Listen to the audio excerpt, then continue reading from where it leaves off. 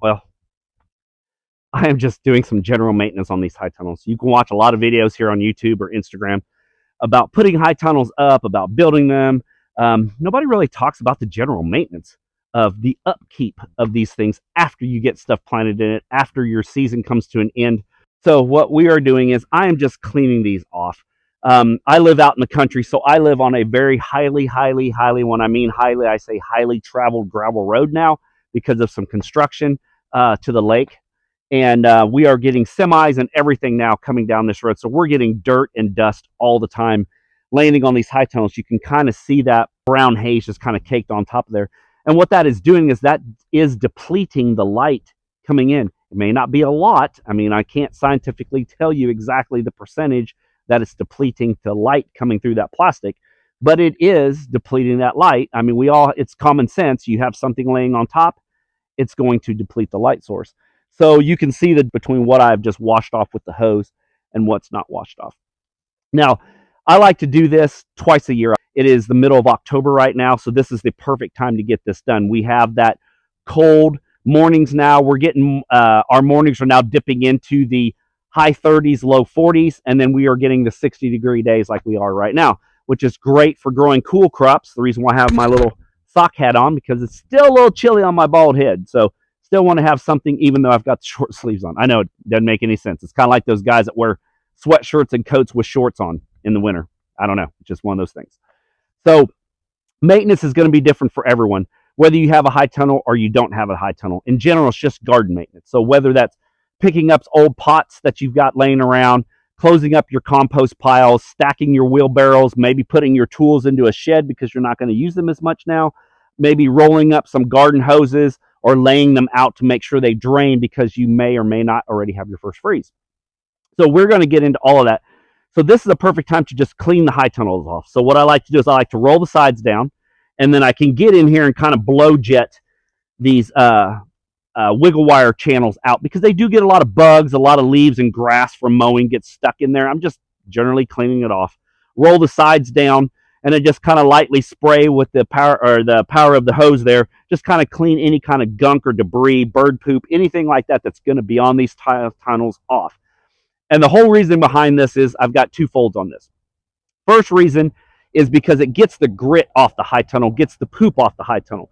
What we are trying to get accomplished here is to get as much light, maximum amount of light into this high tunnel so we can keep these crops growing while we have this daylight.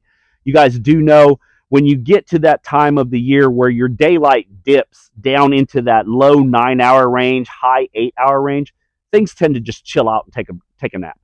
It's time for them to just stop growing and just stay where they're at. Unfortunately, we want to grow in our high tunnels all winter long as far as I can take it. So the things I've got to do to make that happen is I've got to get these high tunnels cleaned off so I can allow as much light to penetrate this plastic as possible to keep these lettuces growing nice and big. I need to pull out all of my frost blankets and make sure I don't have any animal damage on them so I can get those cool crops covered when we do dip into those 20-degree temperatures. And I got to make sure I don't have any other things to fix. Holes in the plastic. I've got a rope broke. I've got anything else that I need to take care of before those winter winds come in and really wreak havoc on our high tunnels. So I'm just going to go ahead and get to spraying. I do have ladders that I can jump onto, which I will jump onto on these taller tunnels here. And I will get up here and just kind of shoot a stream of water down the center spine of these tunnels just to kind of take off some of the funk. You're not going to get all of it, like I said, because you can go over this tunnel 3 or 4 times. It's like washing a car that's got dirt on it. I've already washed this tunnel on this side. As you can see, there's more dirt coming off of it because as I put the first layer of water on there, it is loosening the second, third, and fourth layers of dirt on there also. So you could do this all day and not get all of it off. The lucky ones that live in town don't have as much funk on their high tunnels because it is mostly just city debris, maybe some ash, leaves, animal debris, leaves, anything like that. We have all of that plus the gravel road. So I get my hose out here. Looks like I may be running out of hose, so I may have to add another section. That's the other thing. Before you get started on these, you've got to make sure you've got the proper amount of hose to get this job done. This tunnel here and the one behind me are 100-foot long tunnels, so they are going to take more than 100 foot of hose because I've got to calculate uh, going on the inside and the outside to get to my water source, or maybe my water source is 20 foot away from these tunnels. Hopefully you guys can hear me because this thing's pretty loud.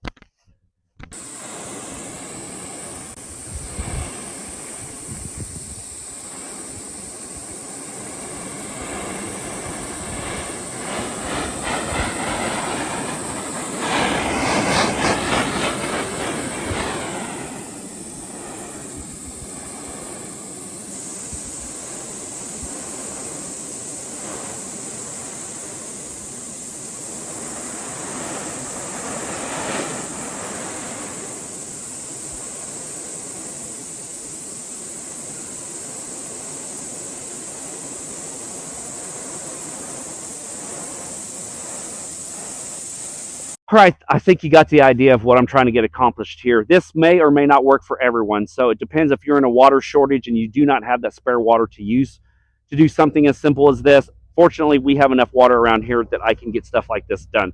So there's no issue with that part of it there. But it's in general, it's just cleaning things up. Like I said, nobody really talks about what to do after you get your high tunnel up or how to take care of it or what things to look for. I like to go around, I like to look for loosened bolts or nuts that may have worked their way loose from the winds all year long. I like to look at all my plastic and make sure there's no rips in it, no animal damage, or any missing clamps or nuts or bolts that I need to replace. And I also want to look at my insect netting to make sure there's no holes in it and keep a mental note. I have a little notebook that I keep with me at all times that I write down anything I see and the date I see it, and then I go back and put it on my whiteboard in my wash pack room. So every day when I come out to do my chores, I can look at it and say, oh, okay, I still need to get that done. Then you check that off. That way I mentally know what I need to go get bought or purchase or pull out of the garage to get things fixed before those harsh winter winds and that cold weather hits us. Unfortunately, the content's going to slow down a lot because we're getting to that time of year where we just don't have things popping off very fast. It's a lot of salad mix, a lot of cool crops. You'll see some harvesting videos and things like that. I guess I need to get that ladder out now so I can kind of get the top of that. Well, I guess it ain't going to get done by itself.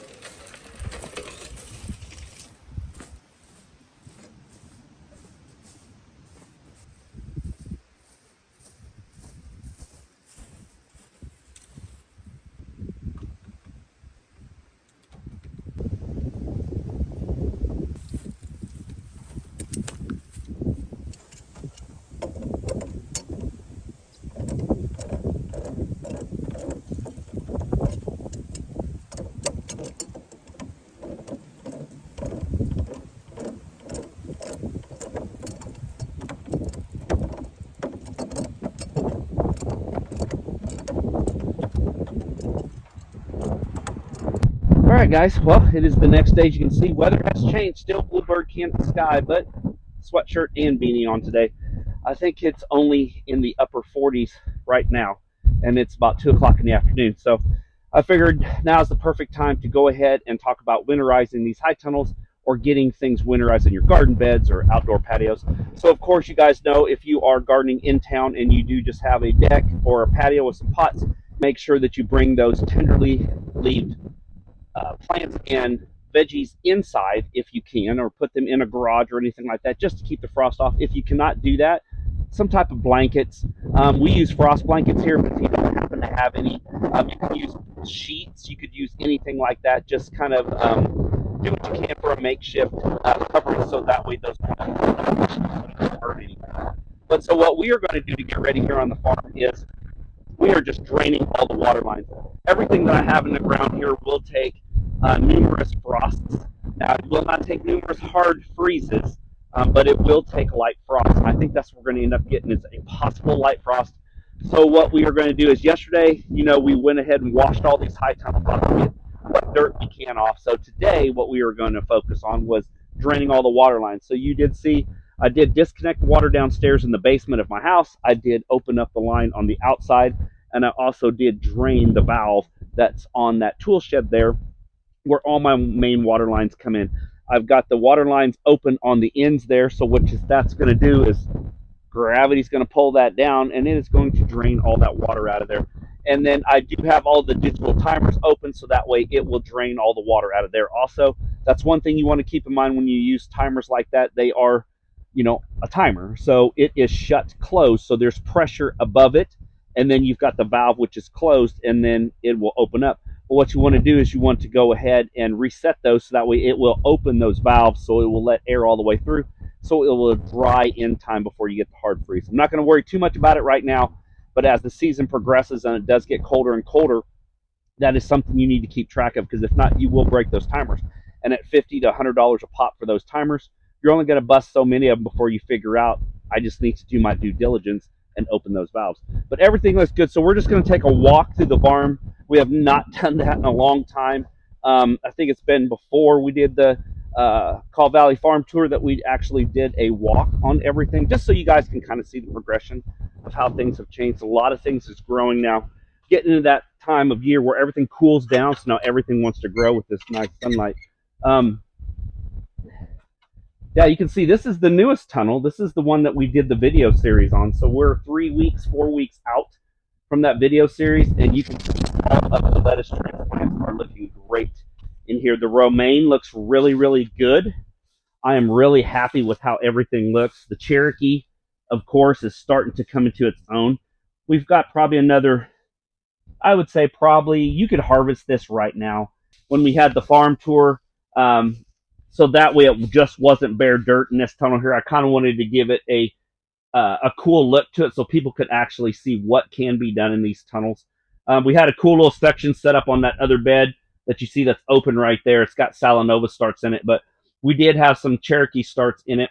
And then I did show the progression of how we built the beds, from bare dirt to forking it with the pitchfork, to adding compost, to building beds, and then to planting out in the bed. So everyone thought that was pretty cool, that you got to see the progression of how we build these beds.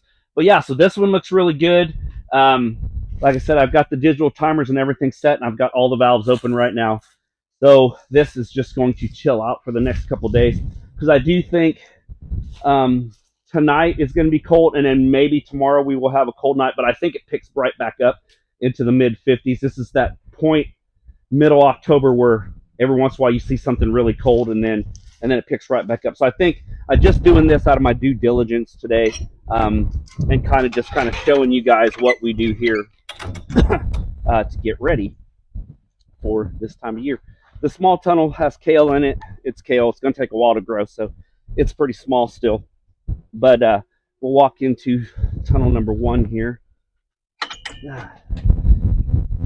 And everything looks really good in here. The Asian greens have been cut twice now. When I cut this for salad mix for next week's order, this will be the second time we've cut this Asian greens mix. We did cut some for the farm tour when we sold that. But yeah, everything looks really good. Spinach, spinach is one of those things some people suffer. Usually I do pretty good on spinach.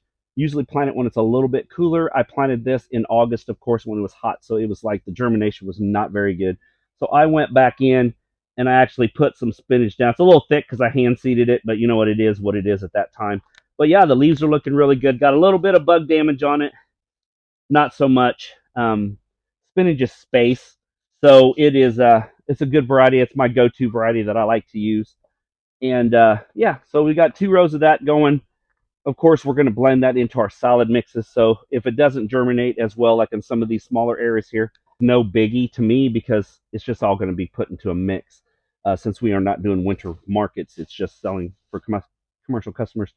Salanova, Salanova, romaine, Salanova, Salanova. Yeah, so just the same old, same old. What's going down? Everything looks good. I'm not going to cover anything today. What I will do in these tunnels is there is enough heat in the air and enough dark compost here on the ground that will absorb the heat to carry us through the night. For this first one, I will put the sides down just to trap a little bit of that temperature, and I will probably do that about 4 o'clock, 4:30 or so. That way, gives it a couple hours of trapping some of that heat. That is just kind of like a little trick that you guys can use when you do work in your high tunnels, or you do work in like garden beds or raised beds if you have coverings or anything like that, is if you can trap that heat 2 or 3 hours before the sun goes down, it'll actually heat that atmosphere in there and heat that soil up, and it will keep that warm longer and keep that air nice and warm in there to keep that from freezing, especially when you have frost every night. This tunnel's looking really good. You can see we've got the space spinach in there, and then we've got 2 rows of wildfire. So yeah, wildfire's looking good.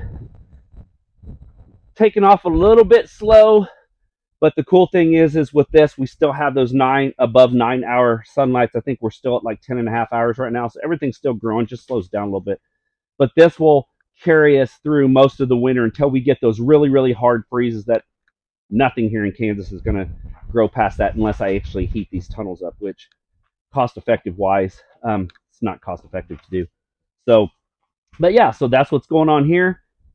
Still hand watering, but like I said, I do have the above that I've been watering every once in a while, but it's just easier for me to hand water this. It takes me 15 minutes, and I can really put the water down where I need it to go because I water this every day, but as the temperatures start to cool, we will go into every other day or maybe every 2 or 3 days, just depending on when it needs it. You don't have to get, you don't have to get, you don't have to get crazy with it. But yeah, that's pretty much what we're doing here. Everything is just trying to get ready for the first season of frost. That last tunnel back there is still just hanging out, got black tarps in it, keeping that soil moist, keeping it weed free, getting ready for next season. But yeah, everything else looks great. Yeah, so guys, until next time, I will see you later.